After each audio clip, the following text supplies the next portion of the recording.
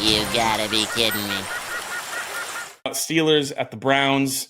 Must starts, risky starts, and don't starts. Guys, you got to get in the lineup. Guys that you might need to have a little bit of caution on, and guys that you should not have in that lineup.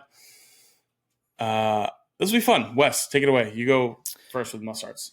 Yes, there are actually a lot of players I think that are probably like a lot of them are all worth risk. I feel like it's like there's a chance that they could all do really well and they could all just kind of miss altogether. So I think I'm going to play it safe, and I'm going to say my must start is Nick Chubb. No, obviously not. I'm kidding. Shout out to our Discord. Shout out to our Discord. The ongoing conversation. He's gonna go crazy over that one. No, it's not Nick Chubb. He shouldn't be on your team anymore.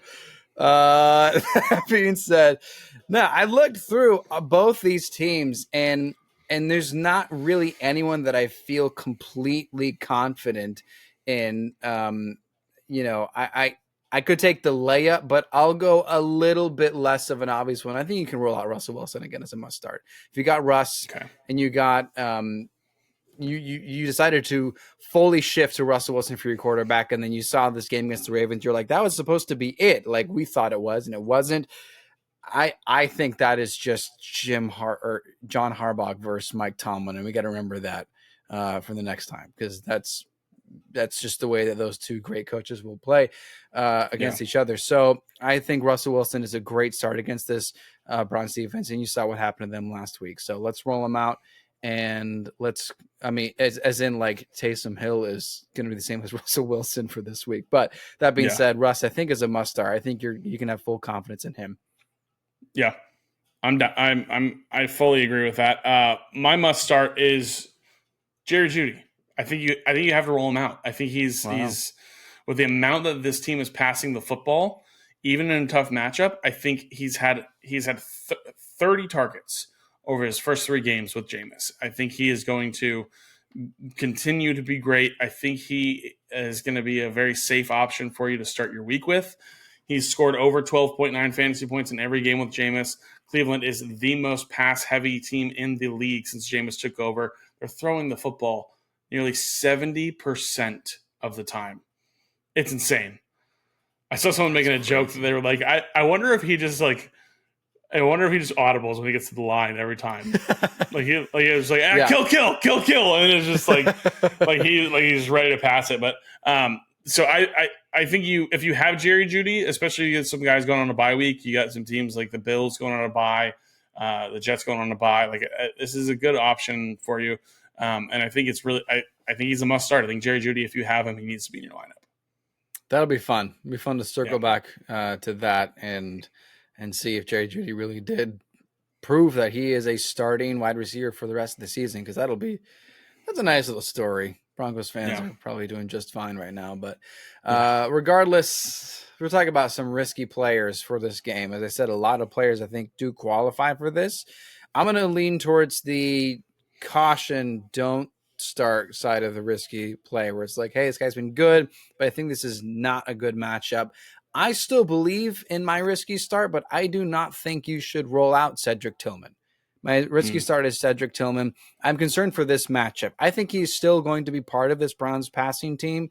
I do think Jerry Jeudy is a factor. I do think Elijah Moore is a factor. But I think Cedric Tillman also showed to that offense that he is a difference maker.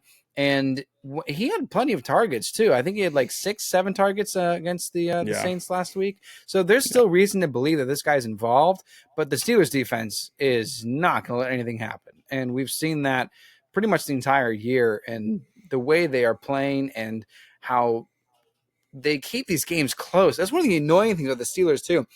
The score is always pretty close. So the teams, the opponents aren't even like trying to catch up by throwing it a lot either. So it's a very difficult team to play against in fantasy, because teams feel like they can run and catch up and play this clock management. I don't know. Anyway, Cedric Tillman I think is a bad risk for Thursday night.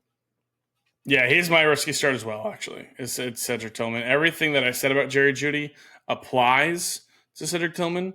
They're passing the ball a ton. He's getting really good targets. I think they're both on track on a 17-game pace of like 160-plus targets, each of them. Elijah Moore is like very close to that too. And David Njoku is at like 130 target pace or something like that with Jameis.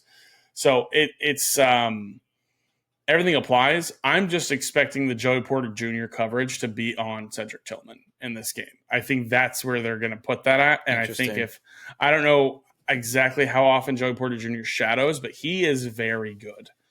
Zay Flowers was like non-existent pretty much in this game until the very, very end. In this game this past week. So everything for Jerry Jeudy applies to Tillman. I agree with you, Wes.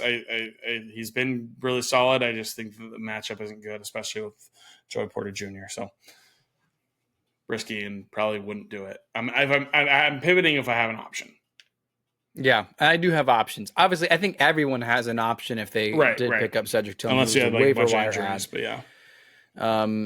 injuries, bye weeks. And even then I would still look. I mean, who did we have for our waiver wires? You talked about some honorable mentions. I mean, I don't know, maybe Kendrick Bourne, who knows? Demario Douglas is still available in a lot of leagues. I would rather start him than Cedric Tillman. Anyway, that being said, don't starts, a lot of players that you can still consider as risky and / don't start good starts. I'm going to take just the layup because I don't feel confident that they're not going to do great. If I'm going to name someone, I'm like, maybe Freiermuth does okay. I'm not going to say don't start Njoku because the passing is all over the place, but the Steelers have done really well against everybody. I'm not going to say don't start Jameis because, you never know. He can get a couple touchdowns. He's probably going to throw like 45 picks, so who knows? So I'm going to take the easy one. Don't start Nick Chubb. Forget about it. He shouldn't be on your team. Drop him. Get someone else. Yeah, that's very fair. I'm going to go a step further here. I'm going to say don't start Jerome Ford because I think people might be thinking like, let me get cute here. And Ford's played over 50% of the snaps each of the last 2 weeks. Ford's getting the PPR work in this offense. Look at me in the eyes and tell me how often Jameis Winston checks down the ball. Nope, doesn't happen. Okay, he had 4 targets last week. He had 4 catches. So I get the thought, and you could be thinking about it, but I am steering clear when TJ Watt has a very safe chance to be the first guy to make contact with me. So there you go.